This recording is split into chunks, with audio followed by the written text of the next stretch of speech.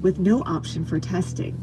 It applies to companies from Boeing to Raytheon to American Airlines and to some universities, including several in Georgia that sued to block the mandate. The deadline for vaccinations was January 4th. Now that's on hold, though some companies may still stick by that date.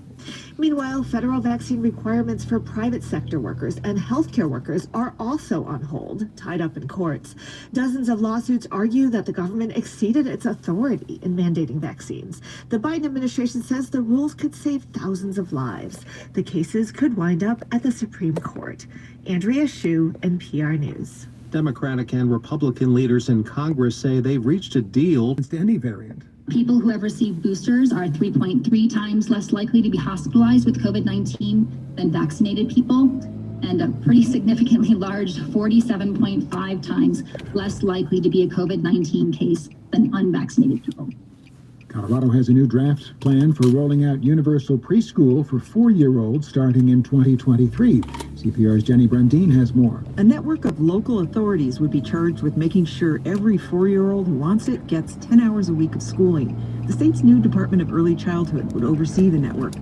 But if the current Build Back Better plan passes Congress, nearly all 3 and 4-year-olds could access full-time free preschool. Democratic Representative Joe Neguse says childcare now costs families nearly $9,000 per year. For years, those costs and a limited supply across Colorado have really created insurmountable challenges for a lot of families. The Senate is expected to take up the Build Back Better measure before the holiday break. Jenny Brandine, CPR News. First-time college students from Colorado could get free tuition at CSU Pueblo if their families make less than $50,000 a year. The University of Colorado's Promise program The university's Colorado Promise program requires full-time enrollment and can be renewed for up to 4 years if a student remains eligible. Another Coloradan is setting her sights on space. Here's CPR's Claire Cleveland. Major Nicole Ayers is part of NASA's 2021 astronaut candidate class. She's from Divide, near Pikes Peak, and a graduate of the Air Force Academy. Ayers told Colorado Matters that as early as 4th grade, she set her sights on NASA and the stars. So I think my favorite memory is, putting the little glow-in-the-dark stars up on the ceiling. I loved astronomy and I loved the stars as a little kid. Ayers flew T-38 and F-22 Raptor fighter jets out of Langley. In 2019, she led the first all-woman aircraft formation in combat. And now, NASA thinks she's got the right stuff. I'm Claire Cleveland, CPR News. Support for NPR comes from this station and from Oliver Wyman, believing business success is a series of everyday decisions shaped by breakthrough moments requiring expertise, creativity, and diversity of ideas and people. Learn more at oliverwyman.com.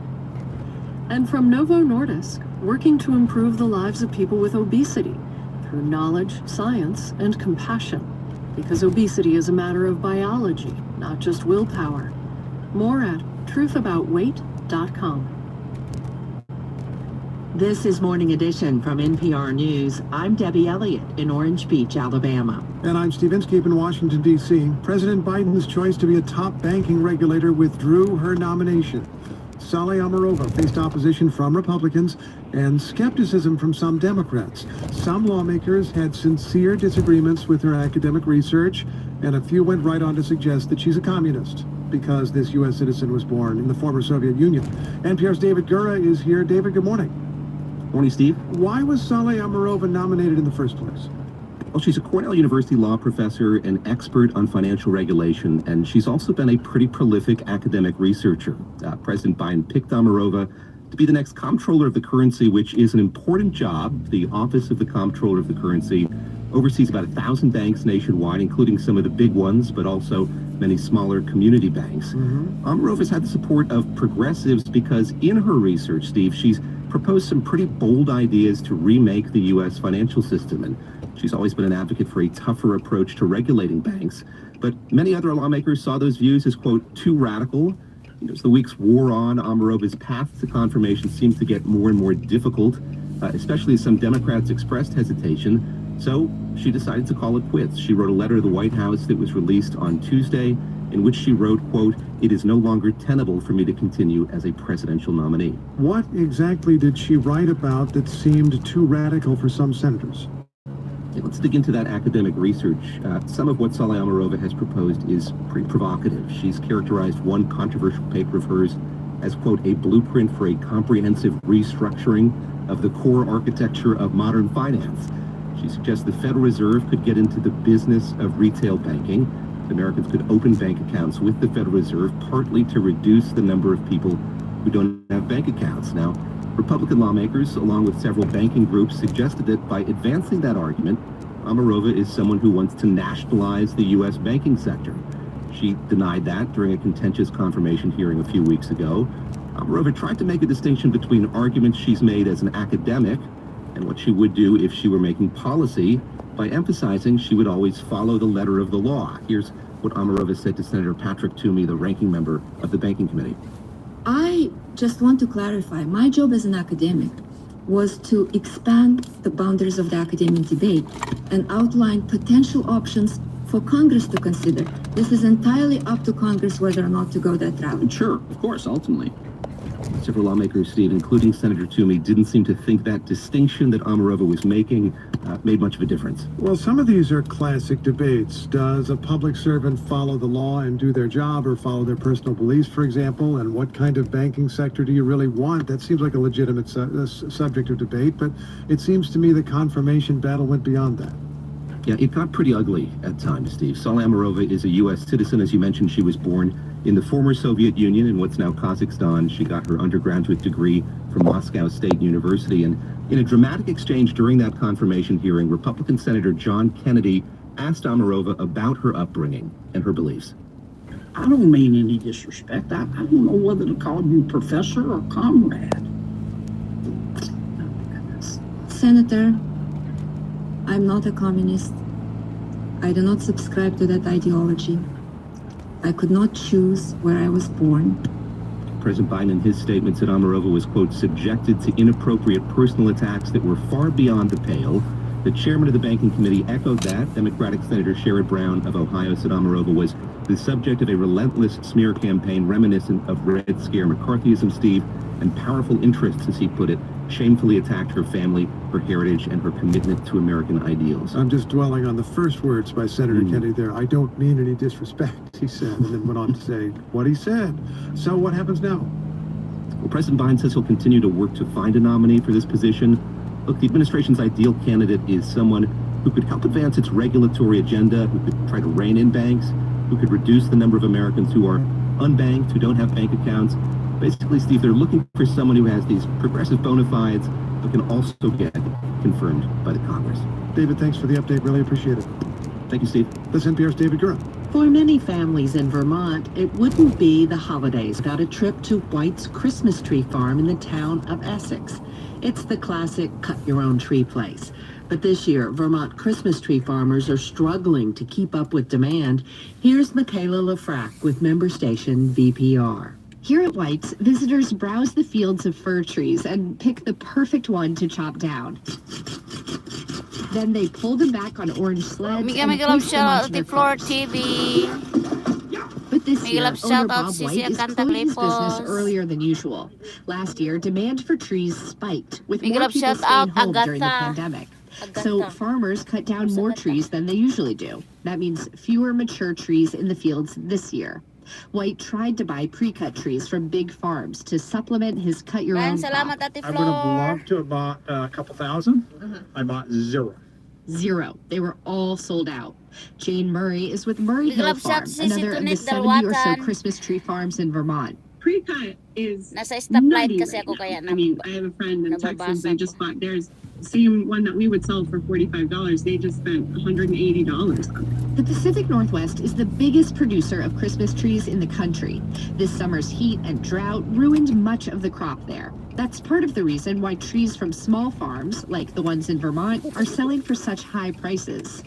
Jade Murray knows a wholesaler who sold all his trees to a New York vendor instead of local Vermont businesses. The New Yorker was just offering a much higher price. It was really sad to hear that because, you know, in this industry, a lot of people, especially in Vermont, do it for the local family aspect of it all, and kind of takes the spirit of Christmas right out of you. Prices are also higher this year.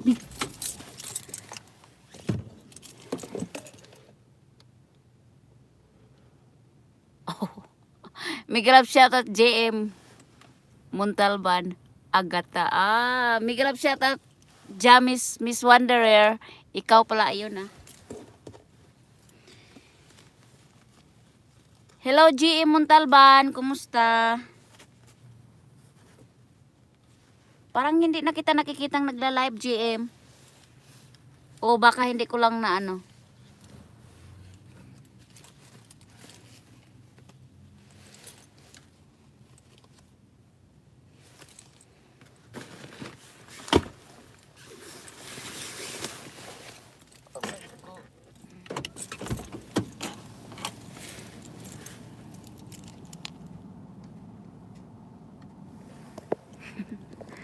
Bistado ka na, Jamis. Huwag ka na magtago.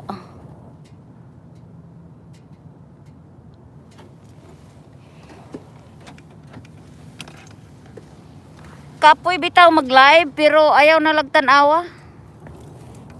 Sa ako bitaw, harap lang ako sa langit, oh.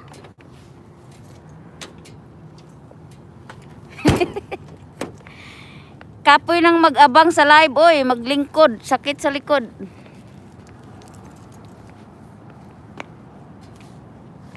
Tanaw akong trabaho o building gikan dito ngari pa do ngadto dako kayo. Ngadto pa na sa likod paikot.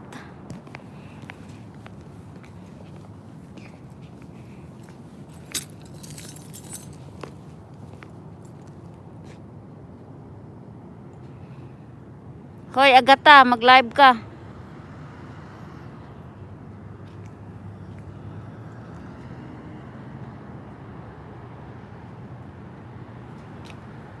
O nindot man po dire JM ug na kay trabaho. Muni ako work. Naami ka og galingon nga susi. Card lang.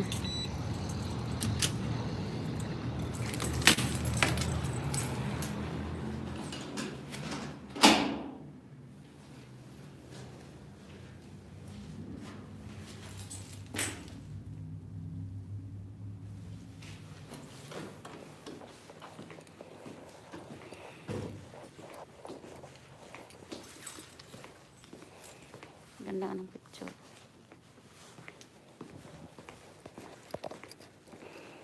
Magbabay na ko. Ninduta ka ayo diha.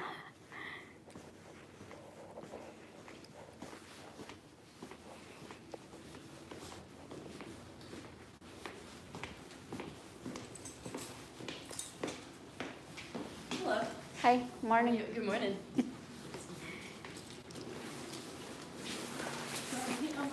What's that? Here you go. Okay. I'm on live. Diyan ako aakyat. Magbabay na ko ay. Diyan ako susod. Salamat sa nagpunta.